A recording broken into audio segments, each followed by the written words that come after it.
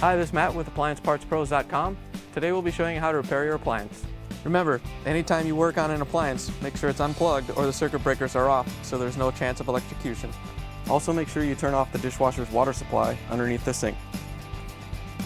In this video we're going to show you how to change out the Whirlpool dishwasher heating element. It's going to be a very easy repair and should only take a few minutes to show you how to do it. If you already have one of these, great. If not, you can click on the link below or get it at AppliancePartsPros.com. When you open up the package, you're going to get the new dishwasher heating element. The main reason you'll be changing out the heating element is if it's shorted out and it's not heating properly. When you're working on the lower part of the dishwasher and the part is easily accessible through the kick plate, you can change it that way, but most times it's just easier to pull it out of the cabinet and turn it over so you have easy access to the parts.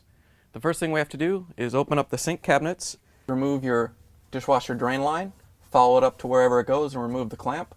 We're going to use a 5/16 on ours. Make sure that when you take these off, that you have some towels around. Both the water line and the drain line might put some water out. Next thing we have to do is remove the fill line. It's usually connected to the hot water tap. And of course, we already had that shut off and the power disconnected from earlier. But now we need to remove the line. We can take it off with a 5/8 inch wrench.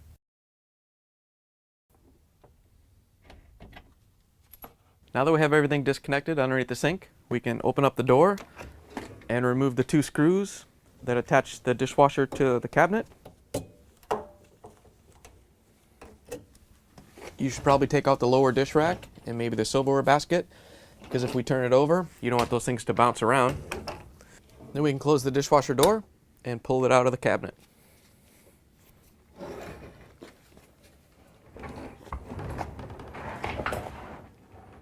Once you have the dishwasher out from the cabinet, reach back and pull out the hoses so you can flip the dishwasher on its side.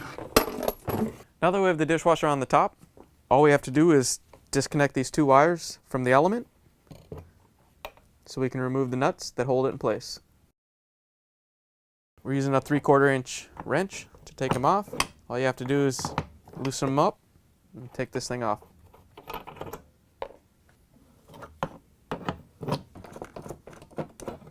Now that we have these off, we can flip the dishwasher over and remove the element. Now that we've disconnected everything from underneath, we flipped it over, we opened up the door and we took out the lower rack. All we have to do is lift out the heating element. Make sure you get each side out. And then slide it forward so it comes out of its brackets. And then you can lift it out. Here's the old dishwasher heating element next to the new one. If you already have one of these, great. If not, you can get it at AppliancePartsPros.com. To put the new element in, we're going to do it the exact opposite.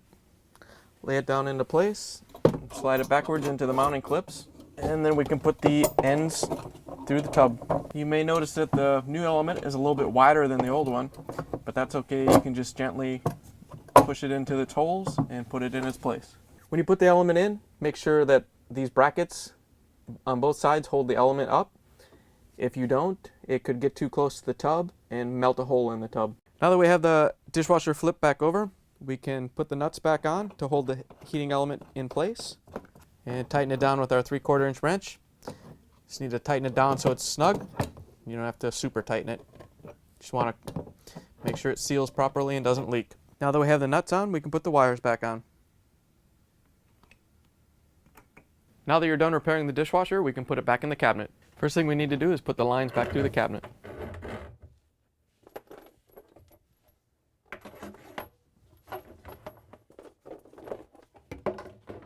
We want to push the dishwasher in about halfway and then go underneath the sink and pull on the hoses to make sure that they're not kinked or caught on anything underneath. We can push the dishwasher back in the rest of the way. Now that we have the dishwasher in the cabinet, we can open up the door and put the screws back in.